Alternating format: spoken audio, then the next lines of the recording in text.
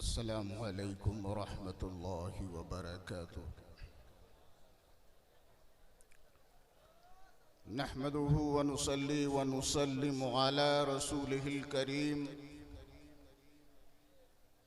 व अला आलिहि व अस्हाबिहि अजमाइन।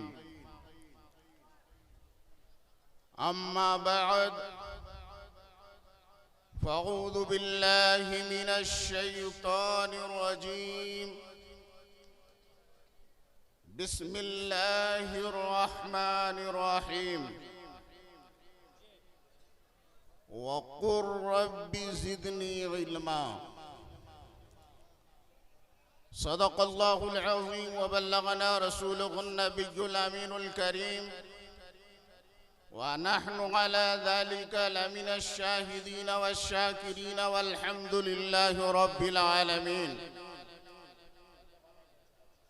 इन्नल्लाह व मलाइकतहु युसल्लूना अलन नबी या अय्युहल्लज़ीना आमनू सल्लु अलैहि व सल्लिमू तस्लीमा। अल्लाहुम्मा सल्लि अला सय्यिदिना व मौलाना मुहम्मद व अला आलि सय्यिदिना व मौलाना मुहम्मद व बारिक व सल्लिम सलातन व सलामन अलैका या रसूल अल्लाह, सलातन व सलामन अलैका या हबीब अल्लाह। स्टेज पे रौनक अफरोज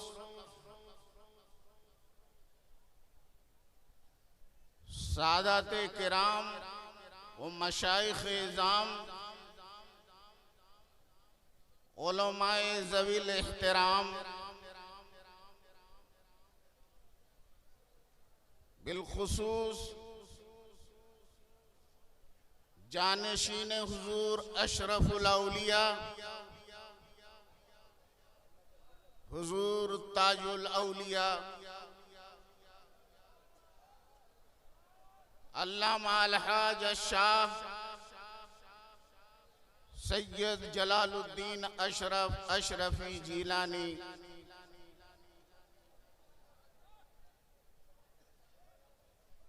मखदूम अशरफ मिशन के जुमला असातिज़े किराम,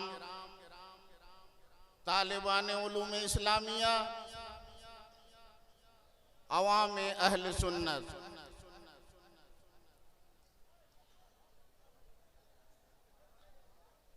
ये वक्त मेरे खिताब का नहीं है।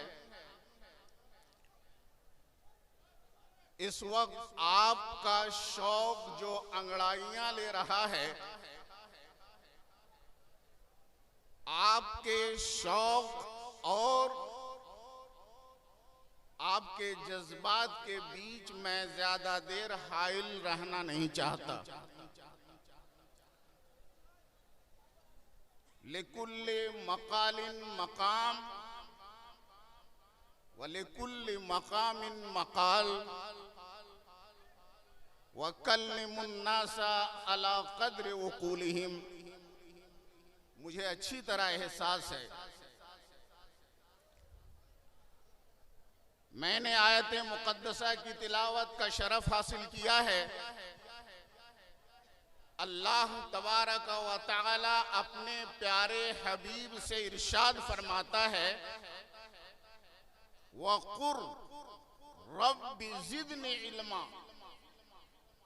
ऐ प्यारे नबी, आप दुआ कीजिए अपने रब से, ऐ मेरे परवरदिगार मेरे इल्म में इजाफा फरमा।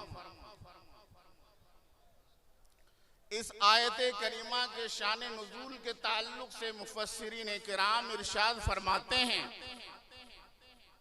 कि एक मर्तबा एक औरत रसूल पाक की बारगाह में हाजिर आई।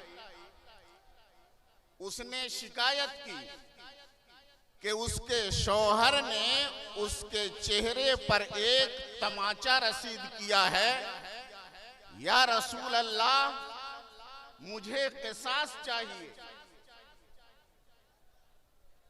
रसूल करीम सल्लल्लाहु ताला अलैहि वसल्लम अभी फैसला फरमाना चाह ही रहे थे कि उसके शौहर से क़िसास लिया जाए।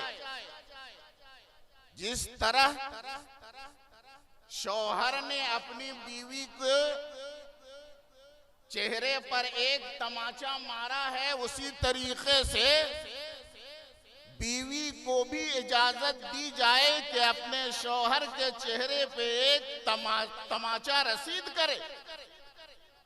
अभी ये फैसला फरमाना चाह ही रहे थे कि अल्लाह तबारक व तआला की तरफ से वही आई, कुरान पाक की आयत नाजिल हो गई, अर्रिजालु कव्वामूना अलन निसा। ऐ प्यारे नबी, क़िसास यहाँ नहीं है, मर्द औरतों का हाकिम है। यकीनन गुनहगार वो जरूर है कि उसने जुल्मन अपनी बीवी को मारा है, लेकिन यहाँ क़िसास नहीं लिया जाएगा। और इरशाद हुआ कि प्यारे नबी, आप अपने रब की बारगाह में इल्म के इजाफे के लिए दुआ फरमाते रहें। चुनांचे हुक्म इलाही के मुताबिक रसूल कायनात सल्लल्लाहु ताला अलैहि वसल्लम अक्सर दुआ फरमाया करते थे। इस आयत के नाजिल होने के बाद, अल्लाहुम्मा अन्फअनी बिमा अल्लमतनी व अल्लिमनी मा यनफउनी रब्बि ज़िदनी इल्मा वल्हम्दुलिल्लाहि अला कुल्ली हाल।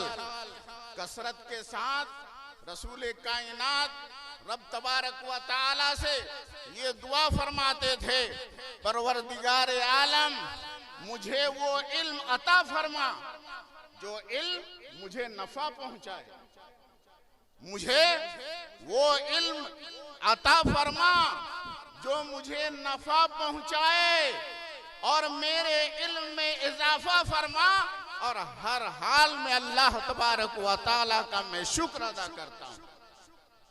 मोहतरम हजरात, हम सब मुसलमान हैं और इस्लाम का बुनियादी माखज दो हैं, कुरान, हदीस। कुरान को हम समझेंगे कैसे?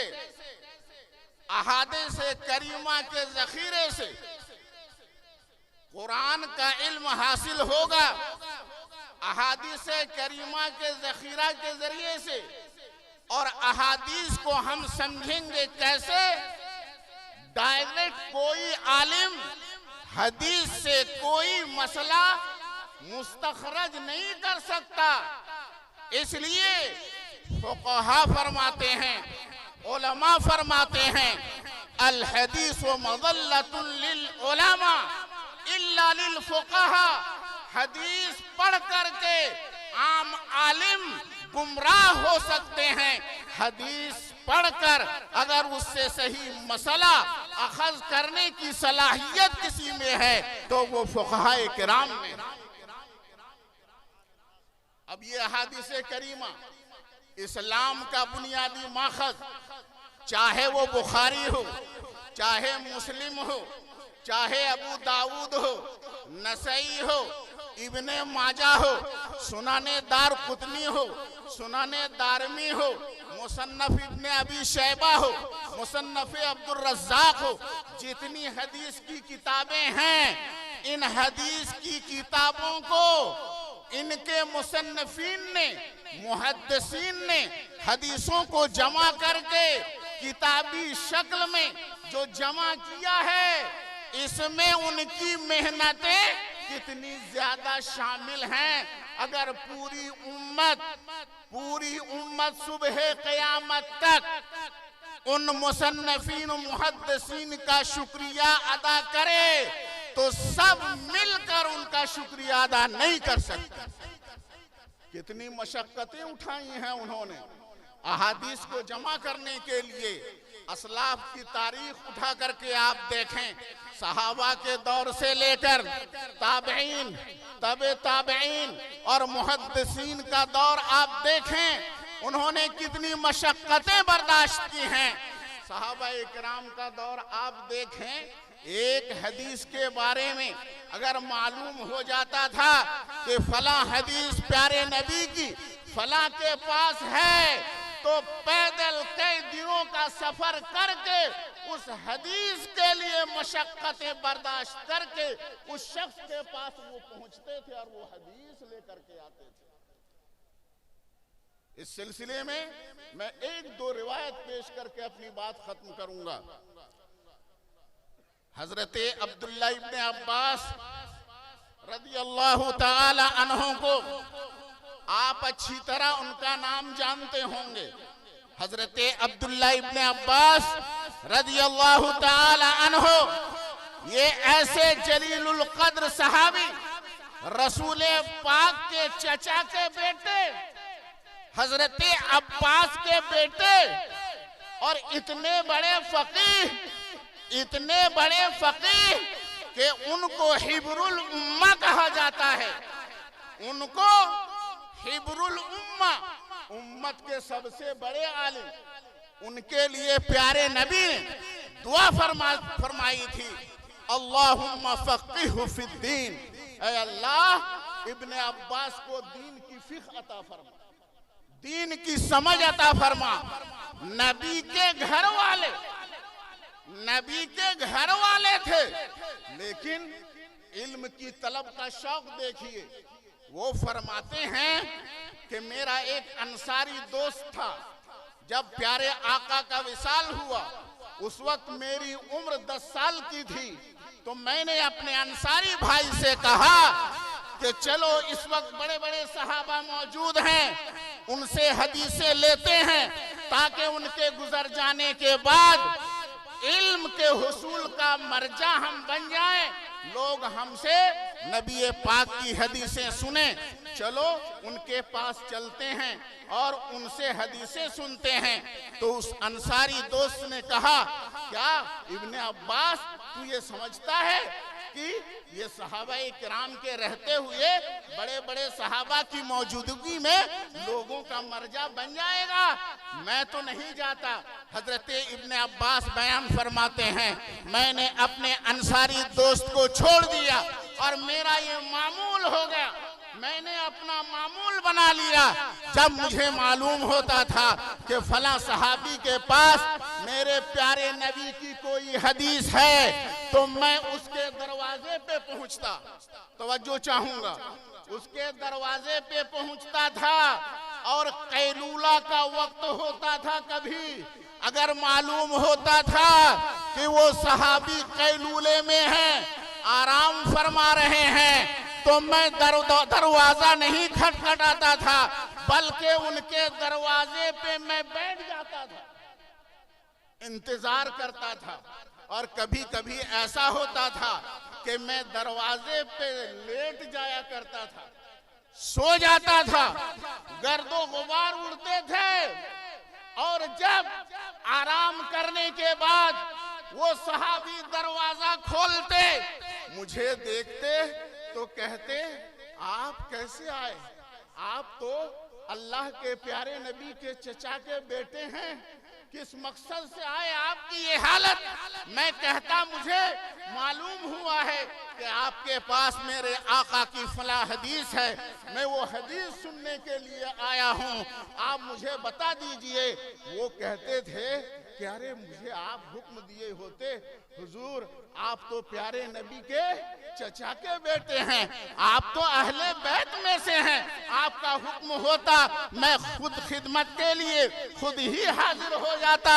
अब कुर्बान जाइए, इस मौके पर हजरत इब्ने अब्बास रज़ियल्लाहु ताला अन्हु जवाब ये देते थे कि नहीं नहीं, इल्म हासिल करने की जरूरत मुझे है, फ़अना अहक्कु अन यातिया का, तो मैं ज्यादा इस बात का हकदार हूं कि मैं आपकी खिदमत में हाजिर हूं। मोहतरम हजरात, ये शौक था। और सहाबा किराम के दौर के बाद ताबईन किराम का दौर आया, तबे ताबईन का दौर आया, ये सिलसिला जारी रहा। महीनों सफर करते थे एक हदीस हासिल करने के लिए। हजरत अबू हातिम राजी रहमतुल्लाहि ताला अलैह जलीलुल कद्र मुहद्दिस नाक़िदे हदीस, उनका बयान है कि 3 साथी हदीस का इल्म हासिल करने के लिए जब निकले थे तो उनका हाल ये हो गया था, भूख से निढाल हो चुके थे, मौत निगाहों के सामने थी, लेकिन हाल ये है कि उनके अज़्म इस्तिक़लाल में लग़ज़िश नहीं आई, वो हासिल करके आए। 13 साल मुसलसल हदीस का इल्म हासिल करते रहे, तब जाकर के उनका नाम आज इल्मी दुनिया में रोशन है। अगर नक़्द हदीस के मामले में कुछ पेश किया जाता है रिजाल के हवाले से, सनद के हवाले से, तो कहा जाता है काला अबू हातिम अर्राज़ी कज़ालिका, अबू हातिम राजी ने इस बारे में ये फरमाया है। हज़रात गिरामी, मैं ज्यादा तफसील में जाना नहीं चाहता, कहने का मकसद ये है कि ये जो इल्म का ज़ख़ीरा है, इल्म दीन का ज़ख़ीरा हासिल हुआ है, हमें अपने असलाफ की काविशों से, अपने असलाफ की काविशों से और असलाफ की याद ताज़ा करने वाला ये मखदूम अशरफ मिशन है, ये गुलशन है जिसकी आबियारी में हुजूर ताजुल औलिया लगे हुए हैं, और इस गुलशन को लगाया है हुजूर अशरफुल औलिया ने। इस मौके पर मैं दोनों बुजुर्गों की खिदमत में बस मीर का ये शेर पेश कर देना चाहता हूँ। मत सहल हमें जानो, फिरता है फलक बरसों, मत सहल हमें जानो, फिरता है फलक बरसों, तब खाक के पर्दे से इंसान निकलते हैं। वाखिर दावाना अल्हम्दुलिल्लाह।